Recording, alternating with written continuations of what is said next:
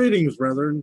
Recently, I seen this one video where this one guy explains the meaning behind the Last Supper. He relates uh, the ancient Jewish custom of betrothal. One of the steps of betrothal is the cup of the covenant, in the marriage covenant, that the wife and the husband and wife would drink wine together, symbolizing that they would give their lives to each other. And this was entering into a marriage covenant. Um, and this is likened to the Last Supper and the communion that we celebrate. Jesus raises up the cup, drink ye all of it, that this is my blood in the new covenant, establishing the new covenant um, for the remission of sins.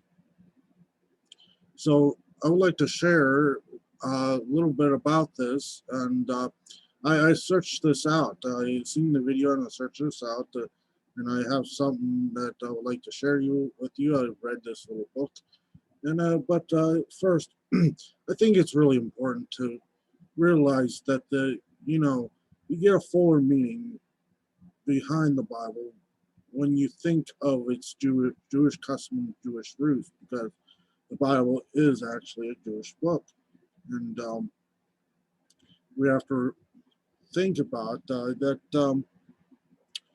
the meaning behind what we are doing. That when we celebrate communion, we are saying, Jesus is saying, "I'm giving my life for you. Will you live for me?" Now, this is essentially saying, "I love you. Do you love me?" When we take that cup, we're essentially saying, "I do. I love you, and I will live for you." Now, I want to read a little section in a pamphlet here that I found. It's called "The Ancient Jewish Wedding and the Return of the Messiah for His Bride" by Jamie Lash. Now, this is the cup of the covenant. And it reads here, when the terms of the ketubah were accepted at the 25th anniversary in Jerusalem, a white handkerchief was held by Neil and the rabbi to indicate the bridegroom's acceptance of all unilateral obligations of the ketubah. The cup of wine was shared to seal the marriage covenant. The Hebrew word for bridegroom is hatan, meaning one who enters into covenant.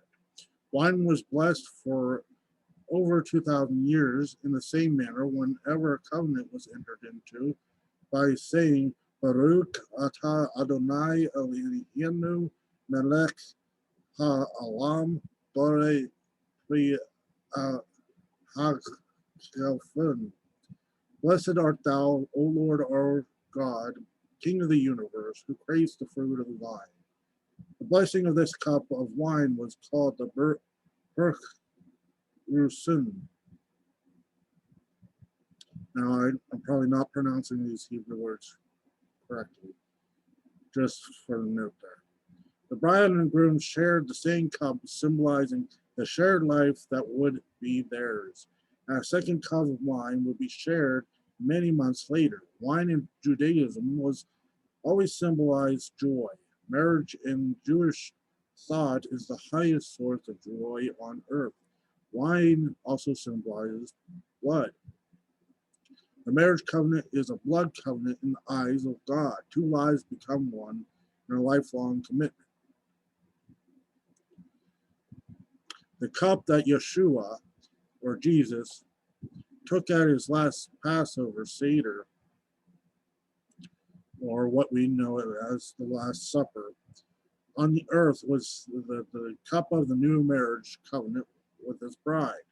We read in Luke 22:20, likewise he also took the cup after supper, saying, This cup is the New Testament, new covenant in my blood. which is shed for you for the remission of sins. Yeshua and his disciples were celebrating the anniversary of God's wedding to Israel, the Exodus, the Passover, that the angel of death passed over all the firstborn uh, children if those who painted goat's blood, lambs or goat's blood on the doorposts. So this was Passover is a celebration of that. He would, which was instructed in Exodus chapter 12. He was telling them that the new marriage covenant, the one prophesied in Jeremiah 31, would be sealed with his blood. Yeshua and his disciples drank from the common cup in an upper room in Jerusalem. They became one as they drank wine together. When we partake of that cup at the Lord's Seder or communion, we remember our heavenly bridegroom, the Mohar, is paid for us. The covenantal relationship with Yeshua. Just as 2 cups of wine were used as a part of the ancient Jewish wedding, the second at the actual home taking of the bride. Messiah's bride will one day soon drink a cup with Yeshua in person at the second part of our marriage ceremony.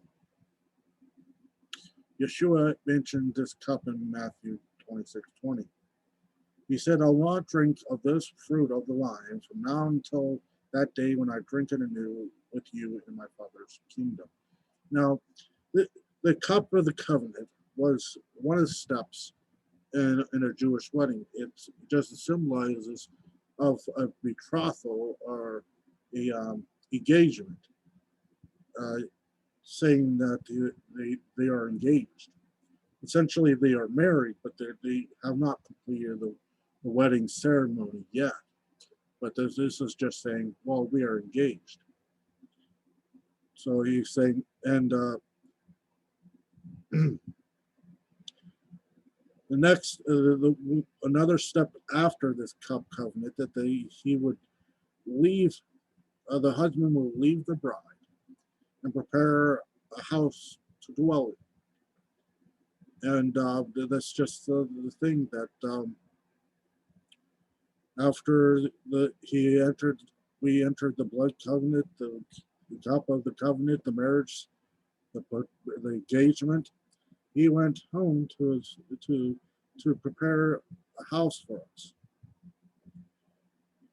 In my Father's house, there's many mansions. I'll prepare a place for you. So until that day, we have the communion cup to remind us of our covenant with the heavenly bridegroom. We are to remember his love more than wine. Songs of Songs 1:4. It's more precious than anything else, anything this world has to offer. Okay, that concludes.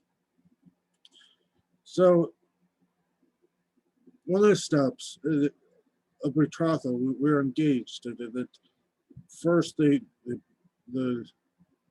husband would go to his father for